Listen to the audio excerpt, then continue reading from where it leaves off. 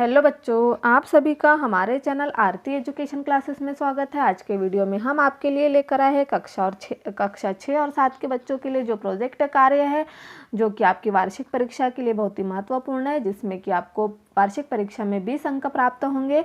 तो यहाँ पर हम प्रोजेक्ट कार्य के जो अंक है वार्षिक परीक्षा के, उन्हें आपको बता देंगे कि किस तरह से आपको प्रोजेक्ट कार्य करना है। तो आइए बच्चों, हम देखते हैं विषय विज्ञान के कक्षा 6 और 7 के बच्चों के लिए प्रोजेक्ट कार्य 1।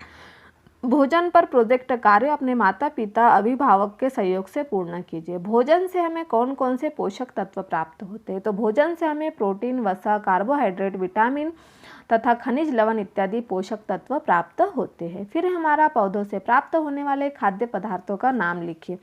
पौधों से प्राप्त होने वाले खाद्य पदार्थ फल, सब्जियां, चावल, दाल, चना इत्यादि है। जो हमें पौधों से प्राप्त होने वाले खाद्य पदार्थ है फल, सब्जियां, चावल, दाल, चना इत्यादि हमें पौधों से प्राप्त होते। फिर है पोषक तत्वों की कमी से होने वाले रोगों के नाम लिखिए। पोषक तत्व होने वाले रोग, विटामिन ए से हमें रतौंधी होती है।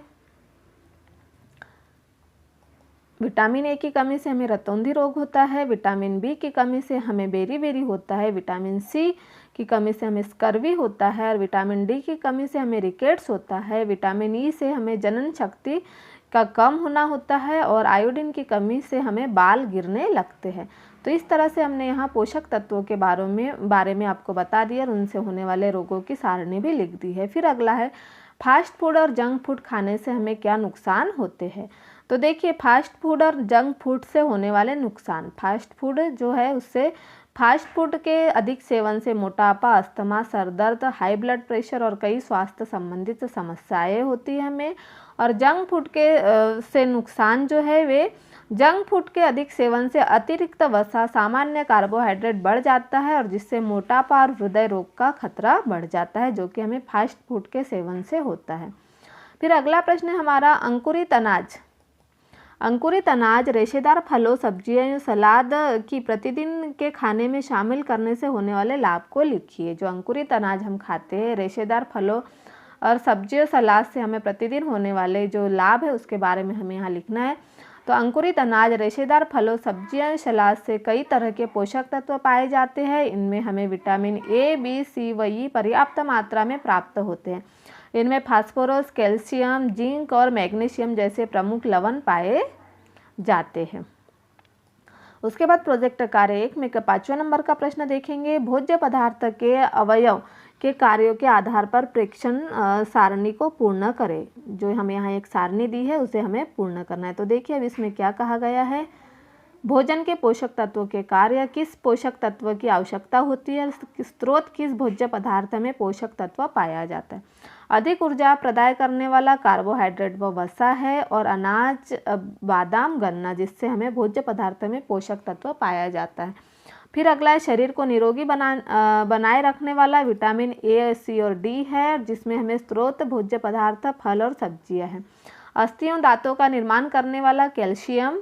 और किस स्रोत भोज्य पदार्थ में पोषक तत्व पाया जाता है? पत्तेदार सब्जियां एवं मछलियों में भोज्य पदार्थ में पोषक तत्व पाया जाता है। शरीर की वृद्धि में आवश्यक कार्बोहाइड्रेट, प्रोटीन, वसा और विटामिन होता है। और यहाँ स्रोत किस भोज्य पदार्थ में पोषक तत्व पाया जाता है? अनाज और फल में। तो इस तरह से हमने जो सारणी है उसे पूर्ण की है। अब हम आगे देखते हैं अगला प्रश्न। अगले प्रश्न में क्या दिया हुआ है। अपने घर से विभिन्न अनाजों के कुछ दाने मटर, मक्का, चना, गेहूं व सेम से लेकर उन्हें मिट्टी के अंदर रखकर उसमें नियमित पानी डालिए व बीजों के अंकुरन का अवलोकन कर सारणी को पूर्ण कीजिए। क्रमांक अनाज अंकुरन से लगने वाला समय। तो यहाँ अंकुरन में कितना समय लगता है वह हमें बताना है। मटर को अंकुरन में 4-5 दिन लगते हैं। मक्का में 5-6 दिन लगते हैं। चना में 3 व 4 दिन, गेहूं 4 से 6 दिन और सेम में 3 से 4 दिन इनके अंकुरन में लगते हैं। तो इस तरह से आप इसे सारणी बनाकर लिख लीजिए। यह हमारा प्रोजेक्ट कार्य 1 को पूर्ण किया हमने, जो कि कक्षा 6 और 7 के बच्चों के लिए, विज्ञान के लिए महत्वपूर्ण है। अब हम आगे बढ़ते हैं। अगला प्रश्न है हमारा प्रोजेक्ट कार्य 2।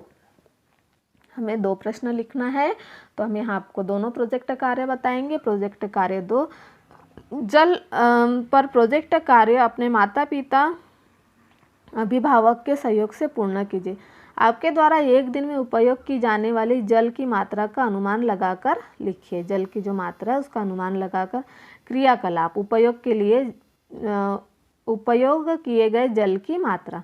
तो सबसे पहला हमारा पीने में हमें 2 लीटर लगता है, ब्रश करने में 2 लीटर, नहाने में 10 लीटर, बर्तन साफ करने में 20 लीटर और कपड़े धोने में 40 लीटर, शौचालय में 15 लीटर, घर साफ करने में 40 लीटर और गाड़ियाँ साफ करने में 30 लीटर और अन्य कोई उपयोग के लिए 20 लीटर। तो इस तरह से हमें यहाँ पर जो जल है वह उपयोग किया जाता। तो देखिए यहाँ कुल हमारा कितना जल उपयोग किया जाता। हम दिन भर में 20, 30, 50, 50 और 40, 90, 100, 100 और 40, 140, 160, 170, 70 और 5, 75, 76, 77 और यह 78। तो हमारा 178 लीटर हम दिन भर में कुल व्यय करते हैं, जल जो उपयोग में लाते हैं वह।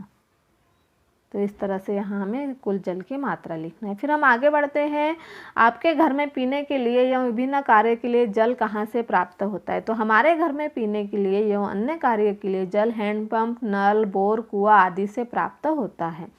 जल की बर्बादी रोकने के लिए हमें कौन से घरेलू उपाय करने चाहिए। घरेलू उपाय, बाल्टी में पानी लेकर जग से नहाना चाहिए, सब्जियों फलों को नल के नीचे नहीं धोना चाहिए और फव्वारा व नल में नहाना नहीं चाहिए। तो इस तरह से हमने यहाँ प्रश्न नंबर 3 को पूर्ण किया।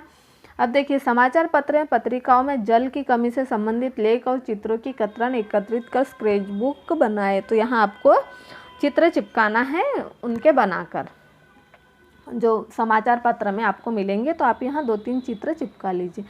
फिर अगला है, नदी तथा तालाब के पानी को पीने योग्य कैसे बनाया जाता। तो नदी तथा तालाब के पास कुएं खोदकर या हैंडपंप लगाकर पानी को पीने योग्य बनाया जा सकता है। नदी या तालाब के पानी को फिल्टर करके पीने योग्य बनाया जा सकता है।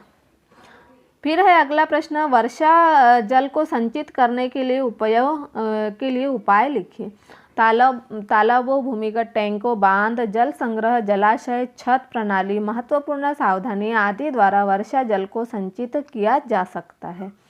फिर अगला प्रश्न है, जल स्रोतों के प्रदूषित होने के कारण या प्रदूषण दूर करने के उपाय लिखिए। प्रदूषित होने के कारण औद्योगिक कूड़ा द्वारा पानी में शव बहाने, नहाने, कचरा फेंकने, एसिड रेन आदि। प्रदूषण दूर करने के उपाय, औद्योगिक कूड़ा कचरा आदि को नदी, तालाब एवं कुओं में नहीं फेंकना चाहिए। फिर अगला है, जल की कमी को दर्शाने वाले स्लोगन लिखिए और पोस्टर बनाइए। स्लोगन, जल ही जीवन है, इसके बिना सब निर्जन है। जल है तो कल है, कर लो अपने मन में निश्चय, करना है जल का संचय। जल संरक्षण हमारा दायित्व ही नहीं, कर्तव्य भी है। तो इस तरह से हम स्लोगन बनाकर लिख सकते हैं। तो इस तरह से हमने जो प्रोजेक्ट कार्य 2 है उसे भी पूर्ण कर दिया। और यह प्रोजेक्ट कार्य आपकी वार्षिक परीक्षा के लिए बहुत ही महत्वपूर्ण है, जिसमें कि आपको प्रोजेक्ट कार्य कंप्लीट करके लाना है। तो इस तरह से हमने यहाँ कक्षा 6 और 7 के बच्चों के लिए विज्ञान का जो प्रोजेक्ट कार्य है वह पूर्ण कर दिया है। आप इसे आपके प्रोजेक्ट कार्य बना लीजिए, फाइल बनाकर अपने कक्षा शिक्षक के पास जमा कर दीजिए। तो इस तरह से आप हमारे चैनल पर नए हो तो हमारे चैनल को सब्सक्राइब ज़रूर कर लीजिए और बेल आइकन को प्रेस करना ना भूलिए, ताकि आपको हमारे आने वाले वीडियो के नोटिफिकेशन मिलते रहेंगे।